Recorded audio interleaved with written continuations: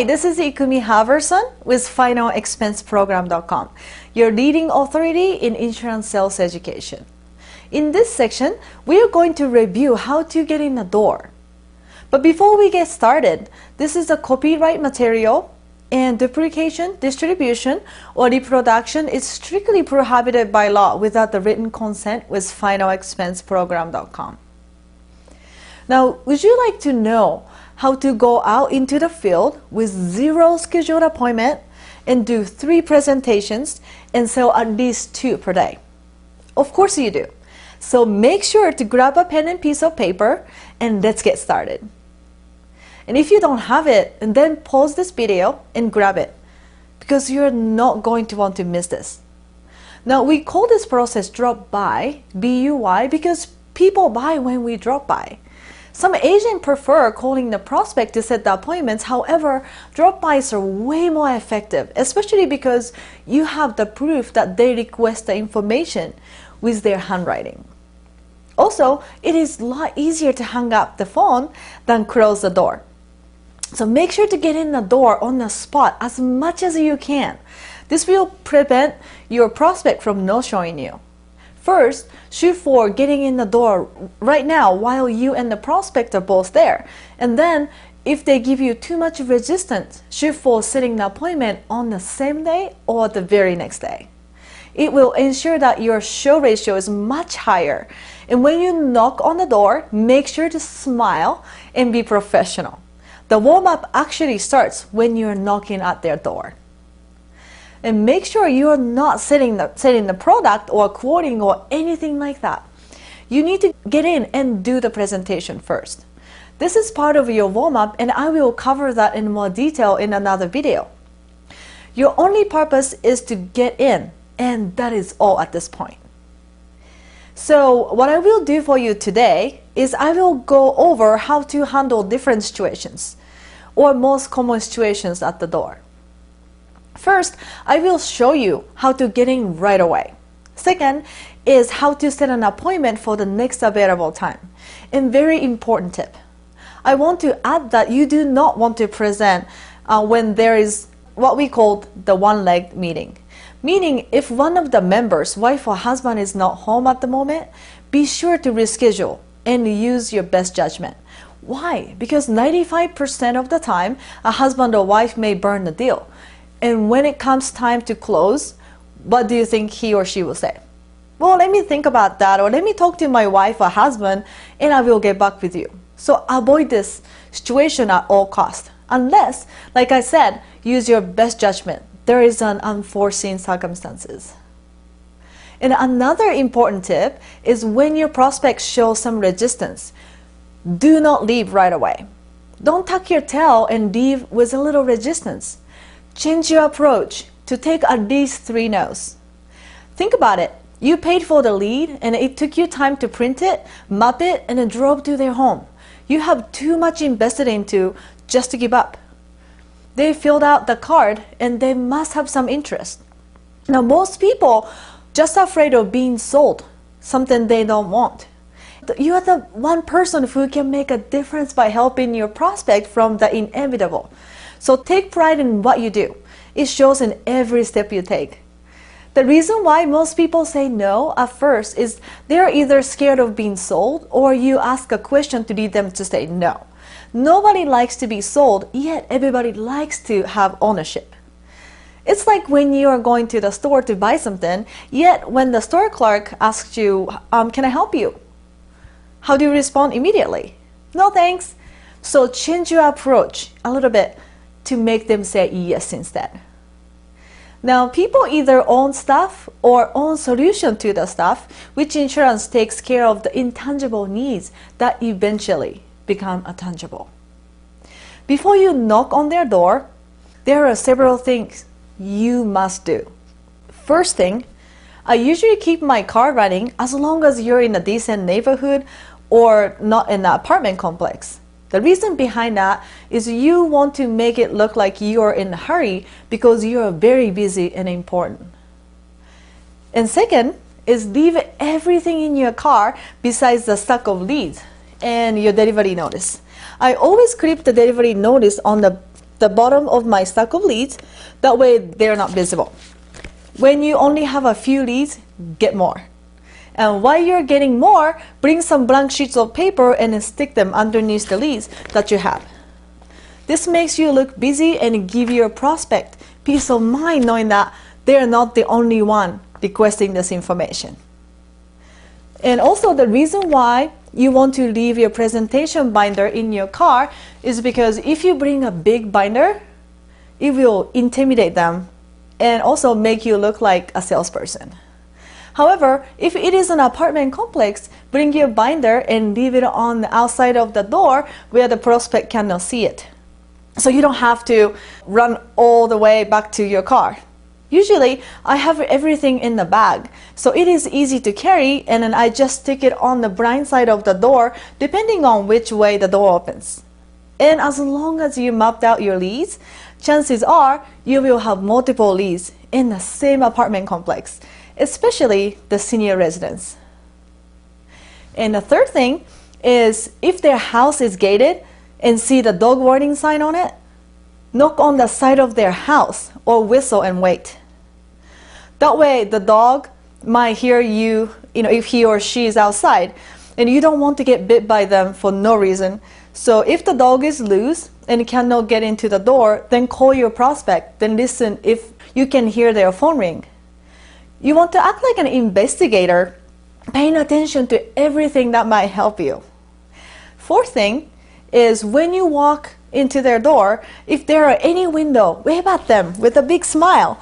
Most of the time, you're not able to see them through their window. Moreover, if they see you waving at them, they will open the door and think, gosh, they caught me, or he caught me, I better open the door.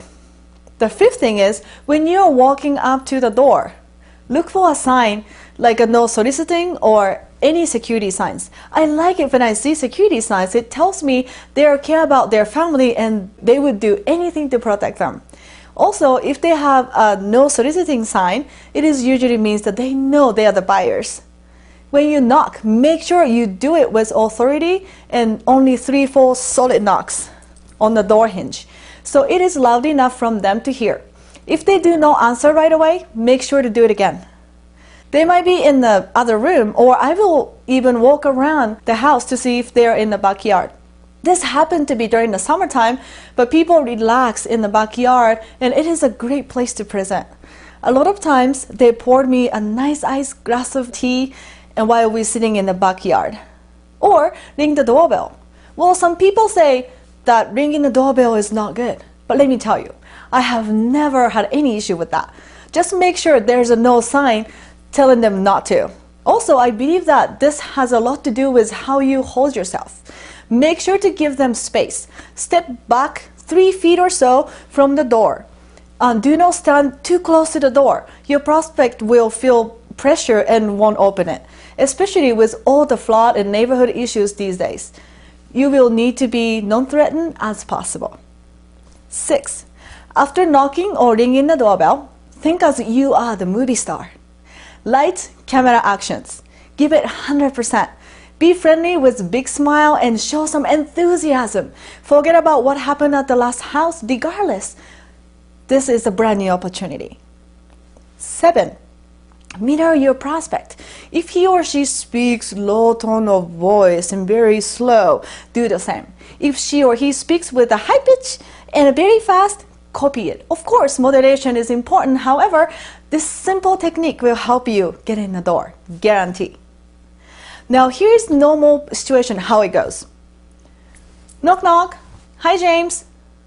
Hi, James. My name is Ikumi. I really apologize for dropping on you like this. I was just around the corner on the 2nd Street, and I figured I could just pop in real quick. Do you remember filling this out? Is that your handwriting? When did you send this back? Last week sometimes? Well, James, what kind of information were you looking for? Okay, well, I can certainly help you with that. Do you have a few minutes to go over this now? It won't take much time. And if you say yes, say, great, let me grab my book and then turn off my car. I will be right back. And this is, of course, the best case scenario when things don't go as smoothly, here are some examples of the common resistance. The first one is, I thought you were going to mail me something. Well, this is how you handle it. Well, James, actually, we did mail you something and then you mailed it back. The next step is for us is to sit down to give you some information you requested and to show you how we can potentially save you thousands of dollars and even save your family tens of thousands of dollars. It only takes a few minutes and then I will be out of your hair and on my way to my next appointment. It won't take long. Do you have just a few minutes now? Great. Now, next one is, I'm busy right now. Oh, no, not right now. Actually, I'm on my way to my appointment right now. By the way, what time is it? Oh, gosh, I really have to go. But I can come back right after this appointment. I have 4 or 5 o'clock. Which works better for you? And if spouse is not home at the time of the conversation, you can ask, say, oh, will Mary be there? Make sure Mary is here. These benefits apply to her as well. And she's going to need to know how they work. Or if that doesn't work, then say, what is going to work better for you, morning or the afternoon? Let me check. Tomorrow I can pop by and take care of this for you at either 3 or 5. Which times works best? Always give multiple options for times. And book for as soon as possible. Do not book for more than 3 days ahead. I would even tell people that this will not work because I will be out of the area. And said, great, I will see you later on today or tomorrow at 5. But give me 30 minutes either way in case I'm running a little bit early or behind since I'm pretty booked up. Okay, I see you then. Have a great rest of your day. And the next one is, are you going to sell me something? Well, it's not what you say, but this one is how you say it. So make sure you're smiling. Oh, I'm not here to sell you something unless you want me to. My job is to bring by the information that you requested. It does not take very long, and I had a few minutes while I was in your area before my next appointment. I do not mean to pop in like this, but if you have a few minutes, we can review this information, and then I will be on my way. And wipe your feet and assume that you're going inside the door. And say nothing and just smile. 3 out of 5 times, they will let you in. And if the time is bad, then of course, set the appointment on the same day or the very next day. The key here is always end with option clause when you book the appointment. And also, when they ask you a question, you answer and then end with sentence with questions such as, does that make sense? Is that fair? Do you have a few minutes? Otherwise, they will take control over the conversation and then it is over. Now, obviously, there are so many different ways to overcome getting in the door situation, and this is what we found works the best. I'm sure this is going to help you, and make sure you are saying this word for word. And be non-threatening, and always end in questions while maintaining control. Remember, keep your car running, leave your presentation binder in your car, bring your stack of leads, be careful with dogs, and wave at them even if you cannot see them, and look for clue-like signs. Door knock with authority, step away from their door, and then lights, camera, action. Get excited and get enthusiastic. When you're talking to your prospect, shoot for the same time appointment. If it doesn't work, set for the very next day. Always give them option when you set a time. Carry yourself as a busy professional. And also make sure to like us on Facebook. And if you have any question or great ideas, this is the blogging community. We want to hear about what you took away from this training, what changes you made, and how was your result. If you have any question, like I say, I'm sure someone in our community will answer them right away. Again, we appreciate your involvement and your commitment to learning as well as your membership into this community. This is Ikumi Halverson with FinalExpenseProgram.com. See you on the next training.